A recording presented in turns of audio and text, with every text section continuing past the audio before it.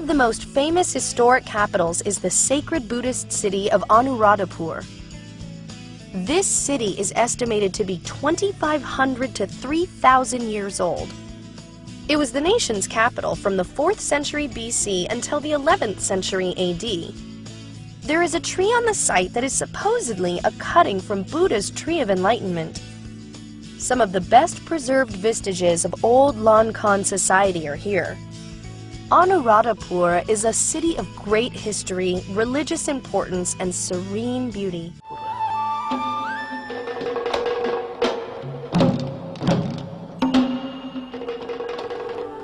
History rises like the sun over the land of Lanka, dispelling the darkness of myth and legend on the full moon day in the month of Pusam, in the year 247 BC, when there appeared on a rock in the north-central region of the island, Arahat Mahinda, bringing with him the gentle doctrine of Gautama the Buddha.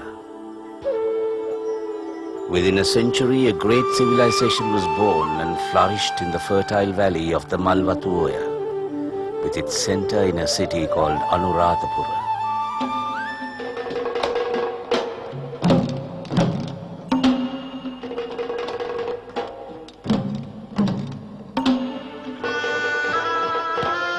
Under the symbolic shade of the Sri Mahabodhi, a branch of the Bo tree in Buddha Gaya, where Buddha attained enlightenment and brought to Sri Lanka within a few years after the arrival of Arahat Mahinda by his own sister, Sanghamitha. A close link was forged between state and the Buddhism.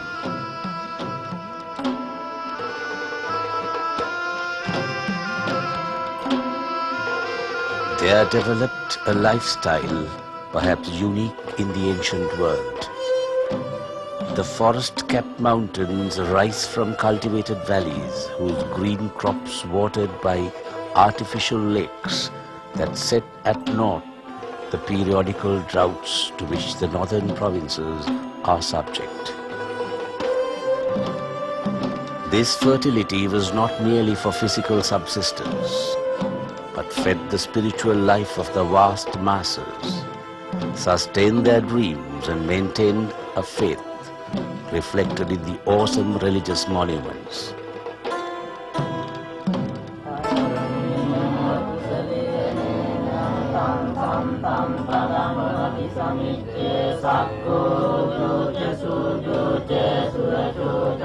Ruan Valley, or the Gold Dust Dargam, built in the 2nd century BC to mark the birth of a nation, when King Dutukamanu, hero of the epic Mahavamsa, born of the legendary Princess Vihara Mahadevi of the western region, sired by a king of the deep south, united the 3 regions under one scepter. It is one of the most beautiful monuments to a faith in the world.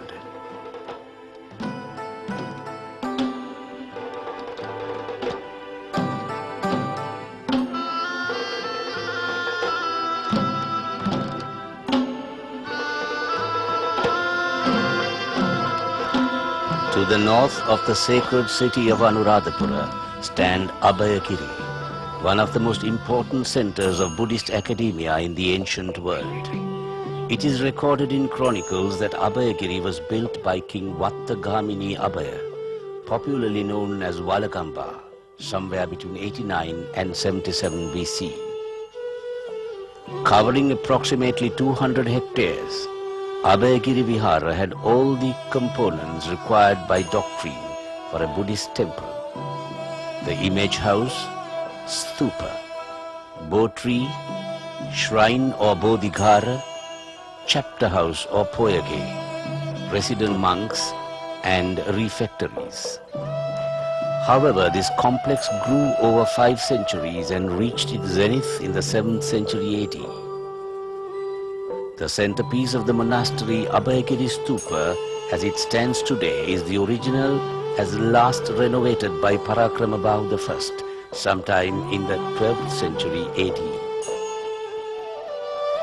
This is Jethavana, a stupa at the center of a monastic complex which stood in direct rivalry to the Abhayagiri. Built by King Mahasena, who ruled at Anuradhapura between 276 to 303 AD. The gigantic stupa, which is the focal point of the monastery complex, was the third tallest monument in the world at the time of the collapse of the Roman Empire in the 4th century AD. It was surpassed only by the two tallest pyramids at Gizeh. At over 120 meters in height, it is the tallest stupa in the world, and indeed the tallest brick building ever built by man. In the words of the British civil servant Sir Emerson Tennant, who gazed upon it in awe, the materials are sufficient to raise 8,000 houses, 30 streets half a mile in length, would construct a town the size of Ipswich or Coventry. They would line an ordinary railway tunnel 20 miles long or form a wall 1 foot in thickness and 10 feet in height, reaching from London to Edinburgh.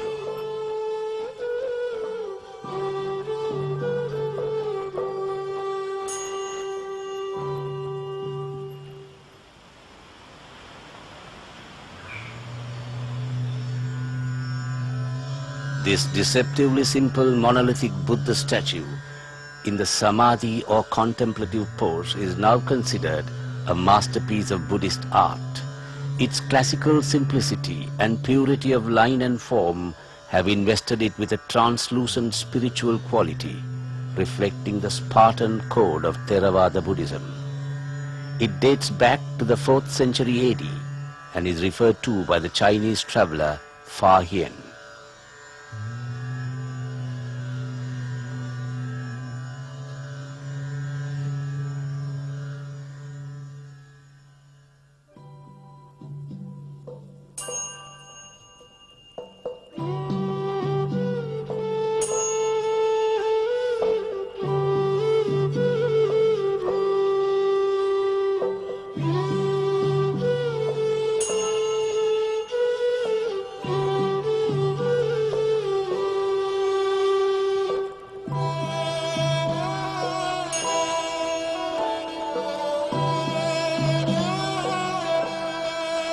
We may infer that the monastery complex at Jethavana housed nearly 3,000 monks at a time, going by the size of the refectory.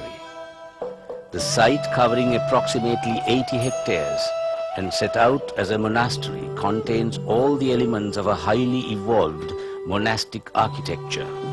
Scattered around the site are many residential complexes or colleges, integrated into a well-planned theological academy.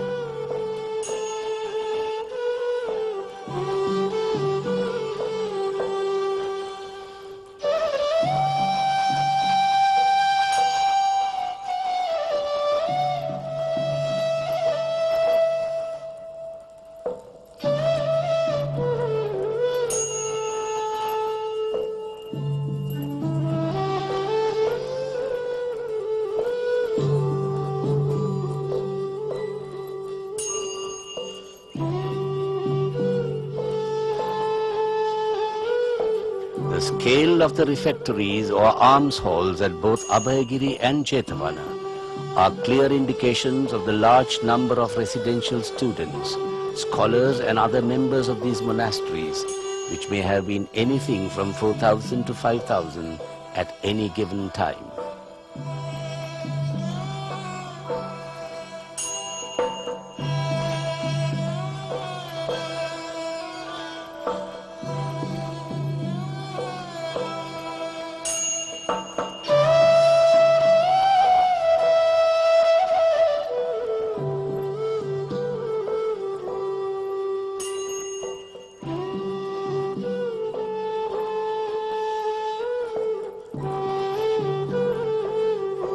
This Pilimage or image house, 27 feet in height, had once upon a time contained an upright figure of the Buddha. Only the base remains today with its chamber stripped of all the precious offerings, buried before erecting the statue.